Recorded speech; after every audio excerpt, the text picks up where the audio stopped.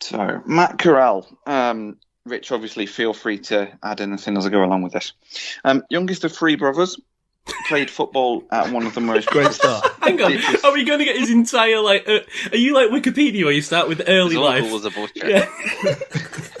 Boys, if I'm drafting a quarterback, I need to know his character. That was such a great start. I did not see that coming at all. I thought it was going to be like, right, nice quick release, good for it. No, youngest of three We'll brothers. get onto the football. Right. Played football at one of the most prestigious high schools in the country, but switched high schools due to Oaks Christian, which is where he played for, being for rich kids who flashed money about and are never going to work a day in their lives. That was a Matt Corral quote. Excuse me. He also had, allegedly, a physical altercation with Tristan Gretzky, the son of Wayne Gretzky. Later said that no punches were thrown, but there was definitely something that happened at high school. Aggressive pushing. Something like that, yeah. And then he switched to Long Beach Poly, which I'm assuming Rich would know more about than me, but apparently they're quite chalk and cheese in terms of schools. He's quite used to adversity. His best friend, Jalen Hall, who was an Oregon player, was awaiting trial for home invasion, felony, robbery, burglary, and kidnapping, allegedly. Went to prison for it, but Matt Corral kept in contact with him whilst he was in prison, despite kind of all the football stuff going on. Corral. Wow, we're getting the "why did none of your mates come to your birthday party?" Yeah. Evaluation. Ketz is like the guy that the teams hire to do all the digging in the background. I'd love that. If any NFL teams are listening, you walk out your house and there's Ketz in the bush with like some binoculars and a notepad. He's at the gates of Long Beach Poly trying to get a grasp of the student base. All I've got is Google and, too much time on my hands probably. All right, please continue, otherwise we'll be here till 2025. Corral was put on the spot in a team meeting when the George Floyd issues were going on by Otis Reese, defensive back, who asked him specifically what he thought about the issues. Corral spoke for 5 minutes and included some really personal experiences. Basically, he said he was going to fight for all of his guys. Gave up drinking in April 2020 after some kind of depression and mental health issues, attended therapy sessions, promised himself that he would be different, and he kind of really learned from Lane Kiffin as well in terms of coaching. Potential injury issues, his ankle, he injured his right ankle in the Sugar Bowl game against Baylor in 2020, which was only January, so relatively, was it January, December? Relatively recent anyway. He fell down awkwardly on his leg with a 295-pound lineman kind of on top of him. Moving on to the football side, finally, everyone will be pleased to hear. Understands defenses and how to attack them. Took no hesitation in attacking cover zero, which is when you've got no safeties in the backfield, with a pass over the middle to his tight end. Was charged with intentional grounding and a safety. I've not noted. I watched 2 or 3 games of his, actually. I've not noted which game that was in. But I thought he tried to sort of show some football intelligence and get rid of the ball. But at least it shows kind of football awareness. Good competitive toughness, doesn't know when he's tackled, throws out of pressure or a sack as well as is humanly possible. Takes his time, waits until the last seconds to pass, the ball, takes a hit when he needs to, and gets his man in the open.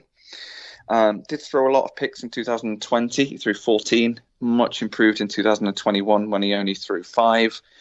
The Alabama game was quite interesting. He was under a lot of pressure consistently throughout the game. At times it looked like he didn't have an O-line at all. He did score a 10-yard touchdown run. He's got a good mixture of passing across all 3 levels, short, medium, longer, sort of deeper passes. Nice 33-yard deep touchdown on tape on a sort of stop-go route. Nice accuracy generally across all levels of the offense. He watched the linebacker on one of the plays to see which way the linebacker moved, and he knew which route his receiver was on, kind of on a sort of a slant route going behind him. So as soon as the linebacker didn't move, he knew that his that his wide receiver would be open. He's got a very sort of lethal slant pass, and he's the most accurate passer in Ole Miss history, which is pretty good. Big arm, sometimes a little bit too big for his receivers. He tends to overthrow on deep passes when he misses them, which I don't mind because it means it's going to be on the kind of offensive side of a miss rather than going to a defender. Decent play recognition, understands linebacker blitzes, how to escape, gets out to the right, does a kind of tight run down the touchline to maximise yardage, and he gets first downs with his legs that he really shouldn't get some of the time. Nice reading of progressions, balances risk and reward nicely in terms of play selection. Good physical guy, will hit a runner, will hit a defender if he needs to. He's a willing runner. He's got a nice pump fake and run combination, seems aware of pressure.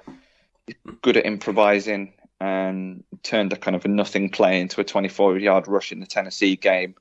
Took advantage of a lead blocker as well to extend his gain. Throws accurately on the run. Good burst, good acceleration. Comfortable with jet sweep, RPO. It's a bit of a weird offense in terms of they did a lot of sort of trick plays and stuff. He was quite comfortable with that. The commentators' words were, "This guy is a warrior." So, for me, all of that is everything the Steelers could use as either a backup quarterback or a future starter. Any negatives? Hence the red star. No, just his ankle. Really? No negatives other than that injury? Wow. No, I think so. I think that's pretty much everything. And do you I've said this before about other position groups, but could you sum him up in like a one-line thing? Because I like to try and boil it down to a one-line summation of what kind of quarterback he is. Yeah, so good head on his shoulders, competent rusher, good improviser, reasonable accuracy in passing across all three levels of the field. Okay. Rich, you're pretty high as well, right? Red Star? Yeah, I like him a lot. Not too much I can really add after that. Well, to be fair, we didn't get a lot of info on his kindergarten days. I assume you've got some I have details that on here. that. Hold on. Yeah. His relationships with his cousins, so forth. He did run RPO a lot. That's the system there. Ole Miss runs a lot of RPO. So, you have heard raps on him that he really didn't do a lot of full field reads, but I disagree. If you watch that Mississippi State game, he's doing a lot of full field reads and showing a progression. I think he does have a problem that I think every quarterback in this class has a problem to a certain degree. In my decision, I think Malik Willis is probably the worst of the group of the top six, and his questionable decision making. He does make some poor decisions at times, but I think these guys are all so close, with most of their attributes. There's some guys that stand out as, like Carson Strong, obviously that knee issue he has is a big red flag. But for the most part, these guys are all really, really close, I think. And of course, Malik Willis' athleticism stands out greatly, and he's got a cannon for an arm. And I think Matt has probably the second best arm of the group. I think he and Carson Strong are real close, but I would say maybe Matt has a little better arm. Really? Wow. Yeah, he's got he's got a cannon. Yeah. Yeah, he's got the accuracy, where Strong's a little bit more hit and miss. I found his accuracy was a bit inconsistent and mildly frustrating, and I thought his deep ball sort of died on him a little bit. I thought he's got mechanics issues where he's up on his toes in the pocket, and then sometimes he can throw off quite a narrow base where he hasn't got the power. And maybe that's a situation of pressure, because he's often like a one read and then bail kind of guy, because he can run, right? He's a good runner with the ball. He's a kind of like that sort of Tannehill kind of, is it open? No, I'm going to bail and run and get 10 yards, get a first down. He does that well. But he gets hung up and he's waiting for the first read, and then he usually bails. But when he doesn't bail, that's when the mechanics all fall apart, and he starts moving around, gets a bit heel clicky, and then narrows his base, and then the ball dies on him. I just wonder, I think there's two shades of evaluating a quarterback. It's what they do with their first read, and then it's what they do beyond that. And I didn't see anything beyond his first read. I thought it all went to poop after his first read wasn't open. So that's why I'm way down on him. I thought he was sailing balls. I thought he had ball security issues and just staring down first read. I thought he might catch this to answer what I said to you. I thought he was a system play action, athletic, quick strike quarterback. And how much we had enough of that, right, with Ben. So I'm kind of out on him. Sorry, guys. A lot of these guys, though, are RPO quarterbacks. That's right. They Sam are. Howell's an RPO, and who's it? Desmond Ritter, I believe. And none of them have great mechanics consistently. Malik Willis's mechanics are horrible. Awful. He's just so athletic. He makes it work somehow. I think Sam Howell's got the best mechanics, which is why I'm high on him, actually. But anyway, we'll get into Sam Howell in a minute. So we've got outs and red stars already at this point. I feel like I've got a whirlwind of every quarterback in my mind all of a sudden. Mike, what are you saying about Matt Corral here? Yeah, I'm high on Matt Corral. As I said, Rich, to mirror what you said, there's not too much extra to add. I'm probably a little bit more complimentary on his decision making, and I know it's only something. We were talking about it last week with the receivers about one of the things I quite like to see with the wide receivers is blocking ability in the run game and the effort. And it's not the most important part of his game, but it's just something I sort of keep an eye and focus on. And one of the things I found with Matt Corral is, and again, it's only something minor, is throwing the ball away when it's a dead play. You know, there's not receivers open. The D's had a good rep. Throw the ball away. Fight another day. Not run around like a mad thing. Throw the Hail Mary ball. Get an interception. Get sacked. Potential fumble. That sort of stuff. There's a smart footballer there. The Mississippi offense is always quirky with Lane Kiffin there. Is it fully translatable? No, it's, you know, there's spread offense and then there's Lane Kiffin's spread offense. It's you know, there's always going to be a chance for solid numbers in that sort of offense in terms of getting guys open. I thought he threw a pretty deep ball, but I did see some overthrows. Now the question always is that the quarterback or is that the receiver? It's just something to comment on. I thought he was quite handy through his progressions and through his reads. Running the ball is fine, but I did worry myself the amount of times he took on contact. He's got to wrap up and get down early. And you know, Ketzy mentioned the 2 ankle injuries.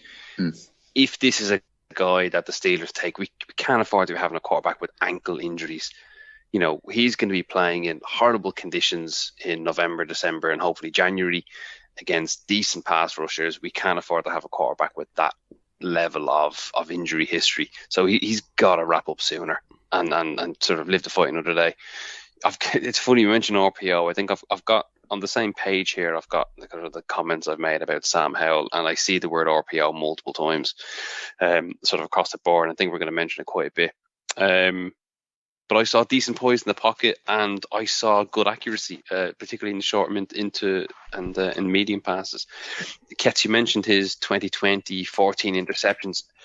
I remember the Arkansas game. I didn't watch the Arkansas game, but I remembered it from last year because he had a phenomenal start to the year. So his first 3 games against Florida, Kentucky, and Bama, he had 9 touchdowns, 1 interception, and threw for very, very quick maths, the guts of 1,000 yards. And then against Arkansas, he threw 6 interceptions. Jesus. And threw later in the season, threw 5 against LSU. So out of 14 interceptions, 11 were in 2 games. But 2021, he didn't have a game with more than 1. In fact, looking here, he only had 5. And decent completion percentage as well. Something that I like to just check out with these guys. He was 15th with 67.9% in 21, 6th in 2020, which is the year you're saying is a good year. That was 70.9%, and then 85th in 2019 with 59. So progression there, and he's settled above that kind of 66 mark, which is good. I mean, I'm looking at some of the completion percentages. Let's pick a game in 2020. Vanderbilt 91%, South Carolina 87.5%, Kentucky 82.8%. I mean, those are ridiculous numbers. And even this year, he's got highs of 76, 75, 74, 79, and another 74, and another 72. We're discounting the Baylor game. He only had, when they were injured, 2 completions for 6 attempts. But no, all in, I'm fairly high on Matt Corral. I'm probably going to have an end of round 1 grade on him, in all honesty. I'm quite interested as well. QBs were the first players I watched when I started the whole process for this year, so I haven't seen these guys in 3 months. So I'm fascinated to almost look back on my own notes to see what I said, because so much has developed since sort of January time. But no, I'm fairly high on Matt Corral. I definitely put him in the in category. Okay. Nice. Si, you in or out? I kind of agree with you. I fall on your side of things, Gav, a little bit. That's why I have him as the 6th quarterback. I actually quite like his base skill set, which I think you kind of did as well, Gav, right? But yeah. I just need to see things that he can run an NFL offense. When things got complex, his play reverted to high school play a little bit. I felt like a lot of the things you said, kind of bailing out the pocket was his first instinct, looking to run too quickly. I think you're talking about his arm strength. I think we may be getting a little bit lost in the weeds between arm strength and zip. He's definitely got good arm strength. I mean, almost too good, like you said. I think he's sailing balls was one of my main concerns, but he's also got a lot of zip when he's throwing the ball on the move, maybe a little bit too much, kind of maybe wants to throw it a little bit more, touch, a little bit more anticipation, a little bit. But I thought he was at his best when he was just on a roll. Probably on those games. I didn't watch those games where he had the 90 and 80 odd percent completion rate, Mike. But when you could get him in the quick pass offense and get that first read to him over and over again, I thought that was when he was at his best. But I am concerned, as you are, Mike, with the being 6'1", looks kind of thin and maybe doesn't have his man body, if we want to use a common phrase around here, and is also one of the guys that likes to run in and twist around and slam into defensive backs. That does concern me as well. So I don't hate him at all, and I think I'm probably going to be similar on a few of these guys, but yeah, of these dudes, a little bit lower down. So I actually thought he was 3 in, 2 out. Yeah, 3 and 2 out. I actually thought he was the least exciting prospect out of all of these sort of top 6. But it seems like you guys were excited by his tape. Okay, Rich. None of these guys, honestly, none of these guys I'm excited about, to be honest with you. I'm just trying to pick the guy who has the least amount of problems and still has a good arm, has decent accuracy, decent decision making. That's really what I'm looking. We have no Joe Burrow in this class. We have no Justin Herbert. We have no Matt Stafford. It just doesn't exist in this class, and it's hard for me to pick an order. It was really difficult. So you put him under the safe guy tag? I don't know. Not willing to go there. I don't know if he's the safe guy. I think has a nice combination of throwing skills and running skills that the NFL is coveting these days. I mean, I would have Carson Strong way higher if he was didn't have the knee injury. I think he's the best pure passer in the group, Carson Strong, to be honest with you. Got the best arm, yeah. Best pure passer. I don't think he has one of the strongest arms. I think Malik Willis is heads and shoulders above everybody in arm strength, but Carson Strong is a nice passer. Does Corral make the golden rules list, Kets? Golden rules. Corral does not. Not a senior, not a 3-year starter. Hasn't got 23 wins. He's only got 17 and didn't start 30 games. He only started 28. So I'm throwing the golden rules out the window, despite the fact I introduced them. So here we go. I like it. It's good. I like these old school things. It's cool.